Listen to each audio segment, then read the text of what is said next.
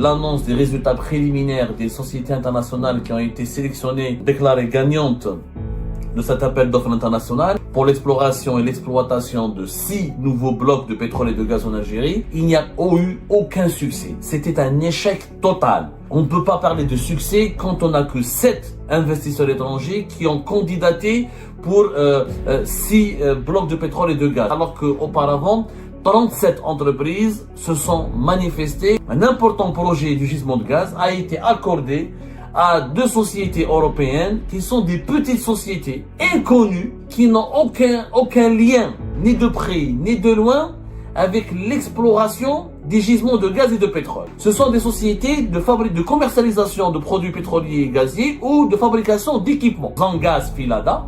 Zangaz, c'est autrichien, Filada, c'est suisse. Et l'Algérie a décidé, comme il n'y a eu qu'une seule société internationale, un seul investisseur qui a manifesté son intérêt, l'Algérie l'a accepté sur la base d'une seule offre. Donc il n'y a pas eu de concurrence. Généralement, les appels d'offres internationaux, quand il n'y a pas 2 ou 3 offres, au moins 2 offres, c'est déclaré infructueux. L'Algérie n'a pas appliqué le principe de la concurrence. Il y a une seule offre, on leur donne. Tellement on est dans l'urgence, entre guillemets, tellement on est dans la merde, on a donné tout L2 à cette société, à ces 2 sociétés autrichiennes et suisses. Les autorités algériennes hier ont encore une fois le gouvernement algérien, à sa tête le ministère de l'énergie avec Mohamed El-Kab et ses collaborateurs, ont voulu encore une fois manipuler et tromper les Algériens et les Algériens en assurant que hier l'annonce des résultats préliminaires des sociétés internationales qui ont été sélectionnées et considérées et déclarées gagnantes de cet appel d'offres international, un appel à la concurrence internationale, pour l'exploration et l'exploitation de 6 nouveaux blocs de pétrole et de gaz en Algérie, comme quoi ce processus a été un succès phénoménal ou un succès important. Il n'y a eu aucun succès. C'était un échec total. On ne peut pas parler de succès quand on n'a que 7 investisseurs étrangers qui ont candidaté pour 6 blocs de pétrole et de gaz, pour 6 blocs d'hydrocarbures. 7, alors qu'auparavant, 37 entreprises se sont manifestées, ont retiré les cahiers de charges ou ont participé à des réunions où ont consulté les données techniques, ont récupéré les documents, ont consulté les données techniques de ces 6 blocs. 7 uniquement investisseurs qui ont déposé une offre d'investissement pour l'exploration de ces 6 nouveaux blocs d'hydrocarbures qui sont essentiellement des blocs de gaz. Alors, on va faire une émission de pédagogie pour vous expliquer comment un important gisement de gaz, un important projet du gisement de gaz a été accordé à 2 sociétés européennes qui sont des petites sociétés inconnues et qui n'ont aucun lien, ni de près, ni de loin, avec l'exploration des gisements de gaz et de pétrole. Ce sont des sociétés de commercialisation de produits pétroliers et gaziers ou de fabrication d'équipements. Mais elles ne sont pas spécialisées dans la production, dans la commercialisation, dans la production, dans l'exploration ou l'exploitation des blocs ou des gisements ou des champs ou des puits de pétrole et de gaz. Donc, dans l'appel d'offres qui a été lancé par l'Algérie en octobre 2024, qui s'appelle Algeria Bid Round, l'objectif de l'Algérie était de lancer 24 projets, c'est-à-dire de proposer 24 nouveaux blocs pour que ces nouveaux blocs vont devenir des projets d'exploitation et de production de gaz et de pétrole, essentiellement de gaz. C'est 24. On a en Algérie 240 découvertes non développées. On sait qu'il y a du pétrole et du gaz, mais on n'a pas pu les exploiter. Sur les 24, on a pris 17. 17 qu'il faut lancer rapidement parce que sur les 17, on a toutes les données techniques qui démontrent qu'il y a potentiellement du pétrole et du gaz. Il suffit juste d'avoir un Sonatrach et un partenaire étranger pour terminer les explorations et lancer l'exploitation. Sur les 17, on a choisi 6 blocs. 6 blocs dont nous avons déjà parlé. 6 blocs, on les a cités tout à l'heure, mais je vais les reciter encore une fois. Ce sont 6 blocs qui ont été choisis et qui ont été mis à la vente, pas à la vente, mis aux enchères. Un appel d'offres, c'est des enchères. C'est comme des enchères. C'est que l'Algérie dit, voilà les blocs de pétrole et de gaz que j'ai. Voilà que selon mes informations, selon nos études, combien il y a de pétrole et de gaz. Je les mets à votre disposition. Quelle est la société qui s'intéresserait, qui voudrait un permis d'exploitation et d'exploration, d'avoir un permis d'exploration, ensuite pour pouvoir exploiter ces gisements. La société qui va explorer ces gisements va pouvoir ensuite les exploiter. On les met aux enchères Et les sociétés internationales qui feront les meilleures offres financières et techniques seront sélectionnées par l'Algérie pour explorer d'abord ces blocs. Les blocs, c'est quoi? C'est Grand Mzayed dans le bassin de Oued Mia, Ahara, Touel, Regan 2, Gren El Gessa, les principaux, les 6 blocs dont nous avons parlé tout à l'heure. Alors, je vais les donner. Peut-être qu'on va donner leur localisation géographique. Ahara, Wilaya d'Elizi. Regan 2, Wilaya d'Adrar. Zerrafa 2, c'est dans la wilaya d'Adrar et d'Ain Salah. Touel 2, dans la wilaya de Ouergla et d'Elizi. Et Gren El Gessa 2, dans les wilayas de Bachar, Bni Abbas, Al-Bayid et Timimoun. C'est ça les 6. Plus Al-Mzayid Al-Kibir, qui est situé dans le Oued Mia. Oued Mia, c'est dans les wilayas de Ouergla et d'Elizi. Alors, justement, sur les 6, l'Algérie, normalement, jusqu'à février 2025, il y a eu 37 sociétés. Nous avons récupéré dans les documents qui démontrent effectivement, il y avait 37 sociétés qui ont consulté, qui ont retiré les dossiers, qui ont retiré le cahier de charge et qui ont consulté les données techniques pour participer à cet appel d'offres. Par exemple, le gisement de Grand Mzayed qui est situé dans le bassin de Oued Mia. Alors les Algériens ne connaissent pas le bassin de Oued Mia et pourtant c'est le bassin le plus important parce que c'est dans ce bassin qu'il y a les gisements de gaz naturel de Hassermen, le plus grand d'Afrique, et le gisement de Hassim Saoud, l'un des plus grands gisements de gaz de pétrole d'Afrique. L'Algérie, la carte du pétrole et du gaz en Algérie, elle est divisée en bassins. Pourquoi on parle de bassins? On parle de bassins, le bassin de Berkine, par exemple, dans le bassin d'Elizi, le bassin de Mouidir, ça c'est des bassins, le bassin de Gourera. La géologie, la carte de l'Algérie, la carte énergétique de l'Algérie, elle est divisée en bassins. On parle de wilayas, on parle de bassins. Et les wilayas, les bassins sont situés sur 2 ou 3 wilayas. Ilizi, Ouergla, Tamanras, Adrar, Adrar, Tindouf, le bassin de Tindouf. Et dans chaque bassin, où il y a du pétrole, il y a du gaz, où il y a les deux, où il y a du gaz de schiste. Le bassin le plus connu en Algérie, là qui a abrité jusque-là, depuis les années 60 jusqu'à aujourd'hui, qui a abrité les réserves et les champs de gaz et de pétrole les plus importants, c'est le bassin d'Oued Mia, Hassim Saoud et Hassermen. Donc, Al-Ghawat, Gherdaya, jusqu'à Ouergla, une partie d'Elizi. Hada le gisement, par exemple. Le gisement, le bloc de Grand Mzayed, il est situé dans le bassin d'Oued Mia. Donc, il est dans la même région que Hassim Saoud ou Hassermen. Et pourtant, au départ, 24 sociétés internationales ont retiré le cahier de charge, ont manifesté leur intérêt pour ce gisement, pour ce bloc. On parle de bloc parce que les gisements peuvent être divisés en plusieurs blocs, comme un seul gisement peut être dans le même bloc. C'est selon les situations, c'est selon chaque marché ses propres caractéristiques. Généralement, les gisements qui sont inexplorés, inexploités, on les regroupe tous dans un seul bloc. Sur les 24 sociétés internationales qui ont consulté les données techniques de ce Grand Mzayed, aucune société n'a déposé une offre et donc l'Algérie n'a pas pu attribuer ce bloc à aucune société parce qu'aucune société n'a voulu investir sur ce bloc.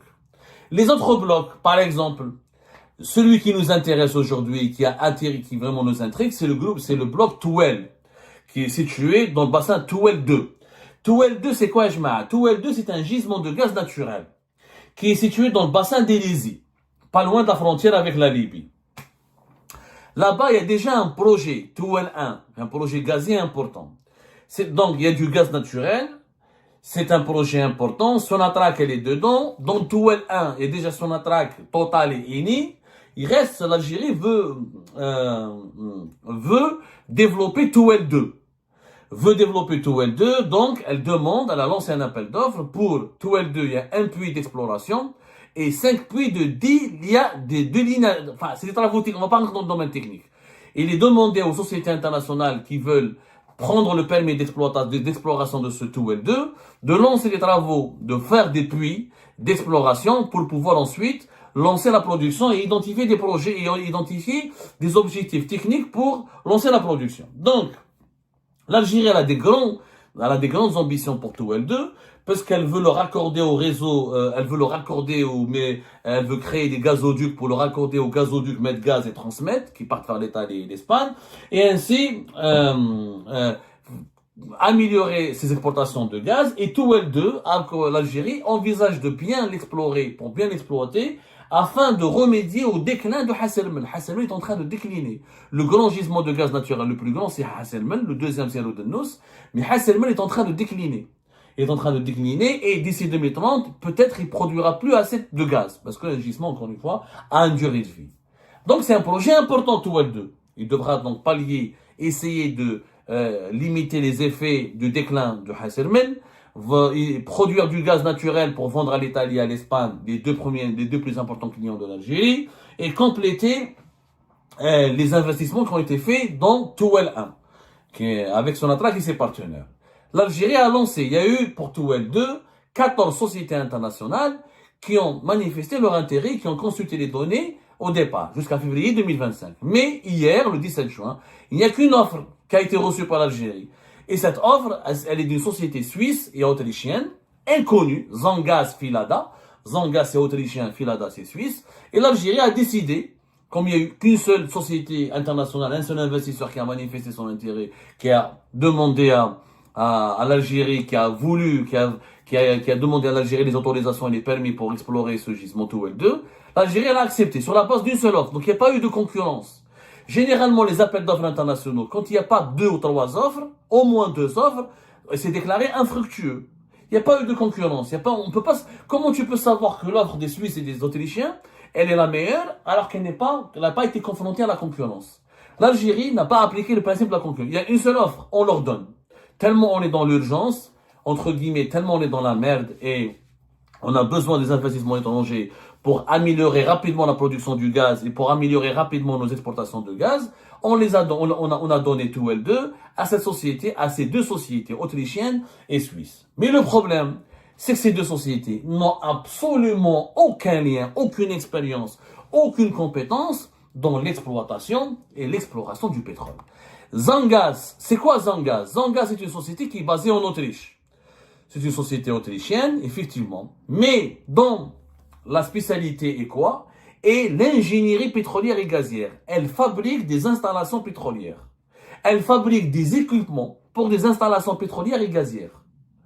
Elle fabrique des installations pétrolières et gazières intermédiaires. Elle ne fait pas dans le forage, elle ne gère pas les gisements, elle n'explore pas les gisements, et elle ne vend pas du pétrole et du gaz. Elle fabrique les équipements. Par exemple, elle est présente dans 24 pays, Zangaz. Je vais vous donner tous les détails. Elle est présente dans 36 projets de développement de champs de gaz et de pétrole. Mais qu'est-ce qu'elle fait? Elle a participé à la production d'installations, les équipements pour les installations de traitement de gaz, les équipements pour les installations de traitement de pétrole, et elle est spécialisée dans la production des gazoducs et des oléoducs. C'est les canalisations qui transportent le gaz et le pétrole. Elle a produit Zangaz, les Autrichiens ont participé ont remporté 70 projets à travers 23 pays à travers le monde pour fabriquer 6000 km de gazoducs, 1000 km d'oléoducs et 100 km de conduits d'eau. Donc c'est des projets d'ingénierie. Elle fabrique les équipements pour les dépôts de stockage de pétrole et pour les pipelines, les stations de compression, les stations de pompage, les stations de collecte de gaz. C'est sa spécialité. Mais elle n'a jamais géré un projet d'exploitation ou de production de gaz. Et elle vend. En Autriche, elle vend de l'électricité, elle vend du gaz naturel, mais à une petite échelle, pas plus. Elle vend et elle achète dans le marché de gros du gaz. Elle était notamment impliquée dans la distribution du gaz qui venait de l'Ukraine via la Russie pour le vendre. Mais pas plus. Elle est présente dans le marché européen comme vendeur de gaz, comme spécialiste dans la négociation et la distribution du gaz naturel. Mais encore une fois, elle n'a jamais géré un gisement. Elle n'est pas spécialisée dans l'exploration et l'exploitation des gisements. La société suisse Filada, qui a pris le marché qui a pris le Touwel 2, qui a pris le bloc 2L2, le bloc stratégique de gaz naturel en Algérie 2L2. C'est finalement, nous avons découvert qu'elle était quoi? Elle était la filiale de l'Autrichienne Zangas. Filada Suisse, elle est la filiale à 100% de la société autrichienne Zangas S. Zangas. Sauf que Filada, c'est quoi sa spécialité? C'est la négoce, elle vend des engrais. C'est une société spécialisée dans la vente des engrais. Elle n'a rien à voir avec le domaine de l'exploration et de l'exploitation du pétrole. Elle a des points de vente en Ukraine, des points de vente en Suisse, à travers toute l'Europe. Son siège social était situé en Suisse. Mais elle est spécialisée dans la vente, dans la négoce. Donc, les autorités algériennes ont accordé le permis d'exploitation, ou d'exploration plutôt, d'un bloc gazier important, 2L2, à des Suisses, à deux sociétés, à deux petites sociétés suisses et autrichiennes, qui sont pas très connues, et qui ne sont pas spécialisées dans le pétrole, dans l'exploration et dans la gestion des gisements. Ils sont spécialisés dans la négoce, des engrais, la vente des produits, ou dans la production de certains équipements. C'est étrange. C'est dangereux. 2L2, pour son exploration et son développement, ils lui font une grande compagnie, genre Eni, Total, genre BP, Shell, genre ExxonMobil, Chevron, une compagnie internationale qui sait ce que c'est que gérer des gisements, investir sur des gisements et les exploiter. Pas des sociétés de vente des engrais et des sociétés qui produisent des gaz, qui fabriquent des gazoducs. Ça n'a rien à voir. C'est comme si demain, on va demander, dans l'industrie du médical, à un fabricant de Doliprane d'aller soigner de gérer un hôpital de cancéreux. Ça n'a rien à voir. C'est deux chaînes de production et deux secteurs, c'est le même secteur, c'est l'industrie de la santé et du médicament, mais c'est pas les mêmes spécialités. C'est pas du tout. La société qui fabrique les scanners pour les cancéreux n'est pas celle qui fabrique le Doliprane, ça n'a rien à voir. C'est pas les mêmes compétences, c'est pas le même niveau d'intervention. C'est exactement cela. Avec ce qui se passe avec 2L2. On donne un gisement de gaz à une société qui vend des engrais et qui produit des gazoducs ou qui produit des oléoducs, qui n'a pas d'expérience dans le forage, dans l'exploration, dans l'exploitation des hydrocarbures. C'est dangereux. Alors que c'est un projet important pour le gaz en Algérie. Et khoya, malgré tout, infructueux, tu décides de relancer notre appel d'offres international, tu essaies de comprendre auprès des sociétés qui ont consulté les données pourquoi elles n'ont pas déposé d'offres, qu'est-ce qui cloche pas, comment on peut attirer de nouveaux investisseurs, mais tu le donnes à un vrai investisseur. Tu le donnes pas à deux sociétés complètement méconnues, qui sont vendeurs d'engrais, de gazole, et qui vendent des petits équipements. L'exploration, encore une fois, et l'exploitation d'un gisement relève d'une expertise, d'un savoir-faire, et il faut des capacités financières importantes. Et ben c'est la fin de cette vidéo les amis. Je vous remercie comme d'habitude pour avoir suivi jusqu'à la fin. N'oubliez pas de nous laisser vos commentaires et vos réactions sur la vidéo et de vous abonner à la chaîne si vous n'êtes pas encore abonné. Donc voilà, merci beaucoup pour votre soutien et vos abonnements. Et merci aussi pour vos commentaires et vos discussions très animées dans la section des commentaires. Donc, vous n'oubliez jamais de décortiquer bien un sujet sur tous les points qui ont été abordés dans la vidéo et ça fait vraiment plaisir quand moi-même je ne fais pas de commentaires, je m'appuie sur vous pour que vous puissiez bien expliquer les choses et en faire des discussions civilisées et dans tout le respect possible. Donc voilà, merci beaucoup et à la prochaine dans une nouvelle vidéo. Au revoir.